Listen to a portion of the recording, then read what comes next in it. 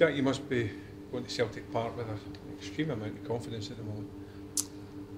Yeah, we spoke before last week's game about getting into a difficult challenge, but in a good frame of mind. And all last Sunday has done is keep us in the same pathway, if you like, and in the same mindset. We know it's as tough a challenge as you get going to play the champions away from home, but look, we've not been perfect this season, but we've been pretty good, and we continued that last weekend.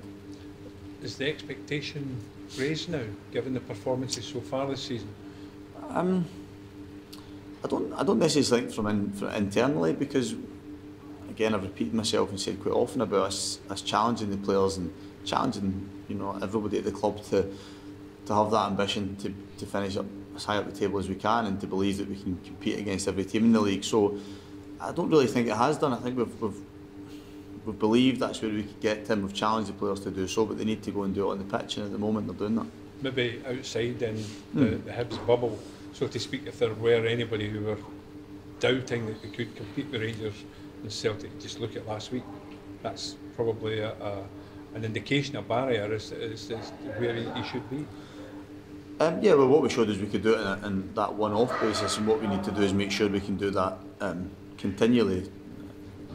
So this is another good test for us right away to show that we can get to those types of levels again and be competitive against the top teams in the league, because it's where we want to get to. But I enjoyed last weekend. Not just because we took something from the game. I think it was more just the manner of the performance, because that was what I wanted from the players, to show different parts of their game, which they did. And if the result had went against us, but playing in that manner, I probably came away with still a little bit of satisfaction from it. So if we can, the challenge is to repeat that type of performance on Sunday. There's no guarantees, but if we do that, then we'll make sure it's highly competitive for Celtic. When we spoke pre-match last Sunday, you spoke about how the players, there was an excitement amongst the players. Have you noticed that this week as well?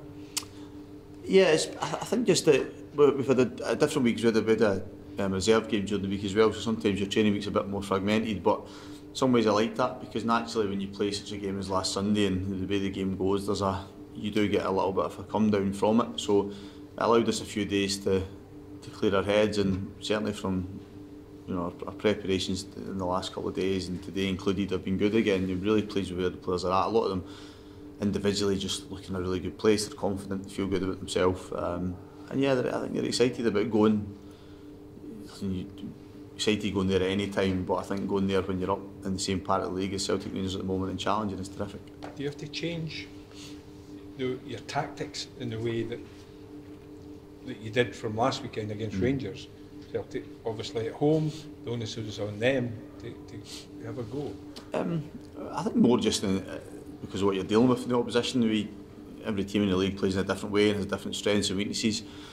Rangers are very structured in what they do, but very good at it. I think they showed that again last night. And Celtic have obviously changed through the course of the season, a bit like us in terms of how they've played in different games, and they offer a different challenge in that respect, maybe a little bit more unpredictability, but the common thread between the two teams is the quality of the individual players. So yeah, our preparations have been different solely based on the fact that it's a different team and they play in a different way, but there has been a significant onus on us strengthening what we think we do well, because I think we showed that last Sunday as well.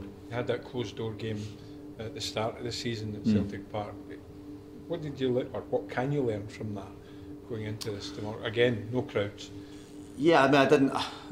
To be honest, at that stage for us, it was preparation for the season. I think for both teams, I'm not sure how many players from both teams that played in that game will play on Sunday. Very few, I think. I think if anything, it was a slightly surreal experience going to a stadium like that and not playing in front of supporters. But we became accustomed to that now within our own stadium and other venues. So yeah, I think that, as I said, it's nice to go there and look forward to it and be genuinely excited about it, and also be genuinely positive about it as well.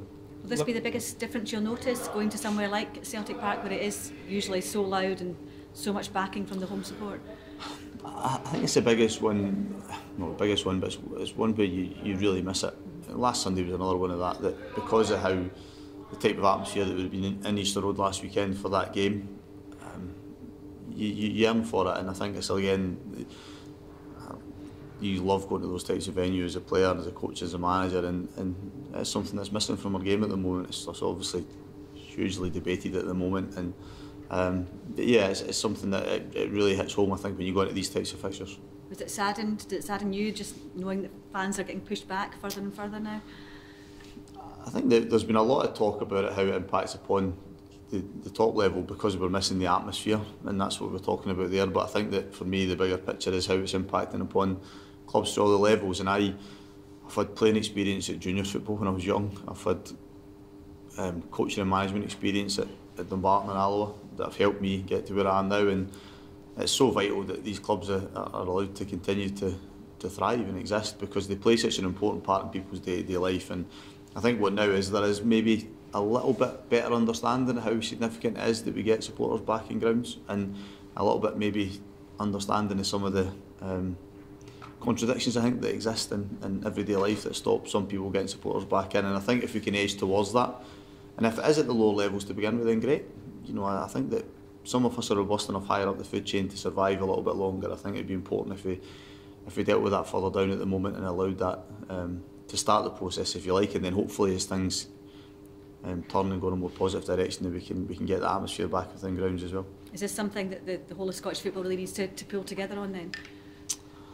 Yeah, I mean, I think there's an element of it, yeah, but there's also an element of it that's out with Scottish football's control. I think perhaps to put pressure on, I suppose. Yeah, I mean, the lobbying aspect of it is going to be important, because there is a lot of other industries that have been as usually affected, but there's a lot of other industries that I think lobby to make sure they can continue to operate, and we've seen that to survive. And we as an industry, and I said we, I mean right down the levels of the game and through the pyramid, play such a significant part in Scottish culture and everyday life that is vital that they're given support. And you know, I'm not saying it's easy to find that support, but I think it's something that's imperative that we try and do. Because I think we would look back on it and regret if we allowed some clubs to drift away and communities to be without a football club as a focal point. Is that the fear, Jack, that could happen?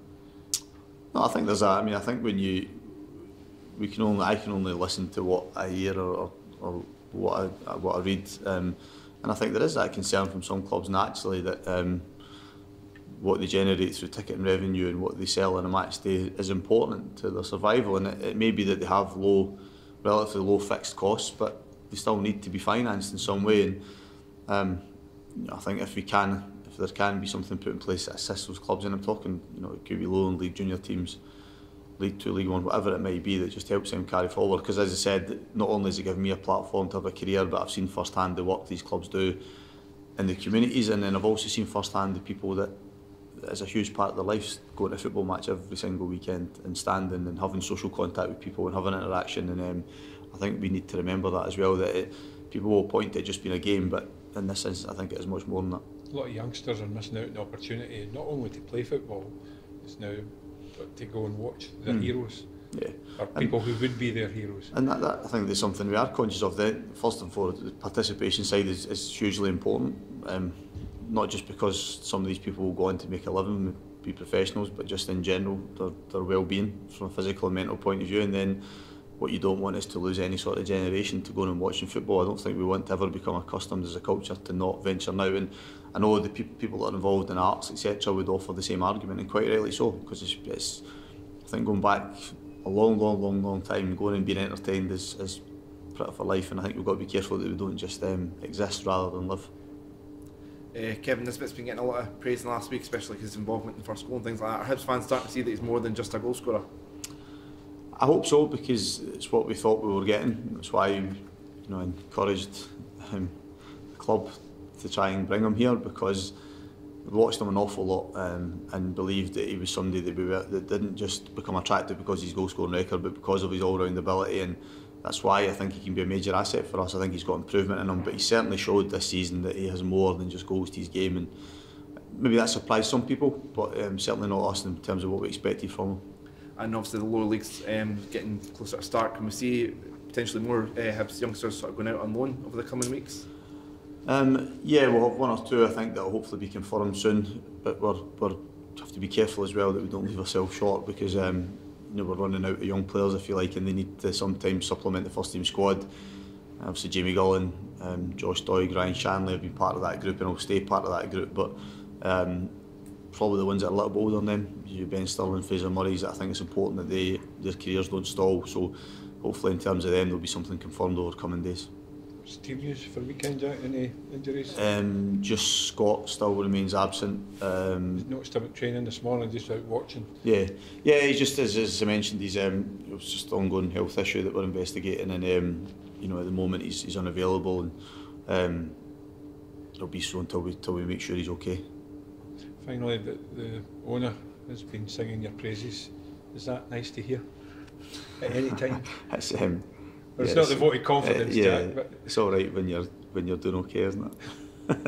No, I have got a good relationship with Ron. He's been it does help, you know. It doesn't ever stop you getting the sack. I've learned that as well. But it's nice to enjoy open and easy communication. That's the thing about him, is he's charismatic. He's good company, and whether or not it's casual and informal discussion we have about life in general or football in general, where it's more specifically about the club, I enjoy it, I enjoy his company. So he's it's been good so far. I've been coming up to not far off a year since I took the job, so it's flown by, but I've enjoyed the relationship I've had to date. And it's a results business, eh? You've just got to keep winning.